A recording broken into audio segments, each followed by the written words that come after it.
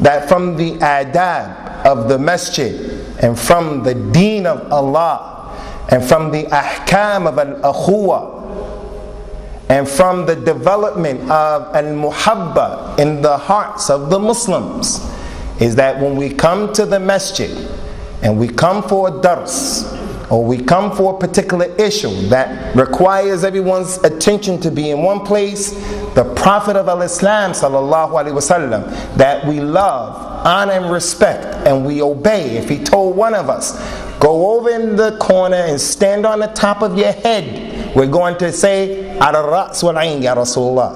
Literally, we're going to say as you ordered ya Rasulullah. And we're not going to be like the Jews who, when their prophet Musa salawatullah wa salamuhu alayhi, when he told them something, they used to make the adha, they used to bother him, they used to have shak and doubt. Inna Allah ya'murukum an tadhbahu al-baqara qalu atattakhiduna huzwa. Allah orders you, Musa said, to slaughter a cow, and you'll know the answer to the question you're asking me. Just do what I tell you. The Jews, they say, do you take us as jokesters? Are you playing with us, ya Musa? Are you playing games? Muslims are not like that.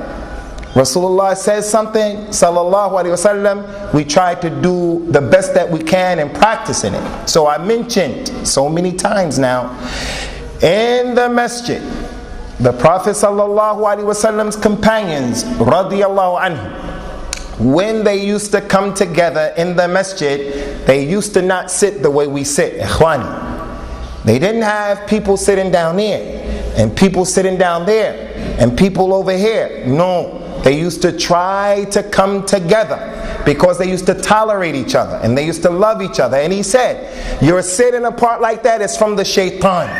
He said, you're sitting apart like that is from the shaitan. So it's a responsibility that I have, just as the imam, when he prays the salah, the imam in al-Islam, he has a responsibility not just to start the salah, Allahu Akbar, and the people are not praying properly. Today, it's the responsibility of everyone in the line, to look up and down the line of the salah. Probably from the best deeds we do in the day is the prayer. So don't leave it up to the imam to take care of it. In the line there's a young boy, he probably doesn't have wudu. And even if he does have wudu, he's turning all the way around looking at the people behind the line. So he has broken the line between two men. So it's your responsibility, it's the imam's responsibility to say, come on guys, this is our deen. And the dhikr tanfa al-mu'mineen. If you have to keep telling people over and over and over, keep telling them over and over. The Rasul sallallahu alaihi wasallam gave dawah ila tawheed 13 years, and he wasn't shy, and he wasn't afraid, and he didn't care. Because sometimes that's what it takes to get people to understand. Repetition.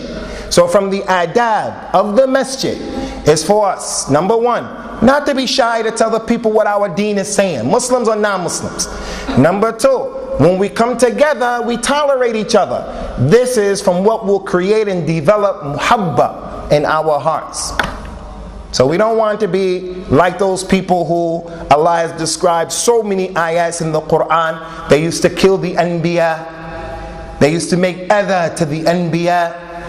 They used to make so many problems when the anbiya says something to them. No, we don't want to be like that. We want to be like the companions of Rasulullah sallallahu alaihi wasallam, who, when they heard something that was it, they practice it to the best of their ability.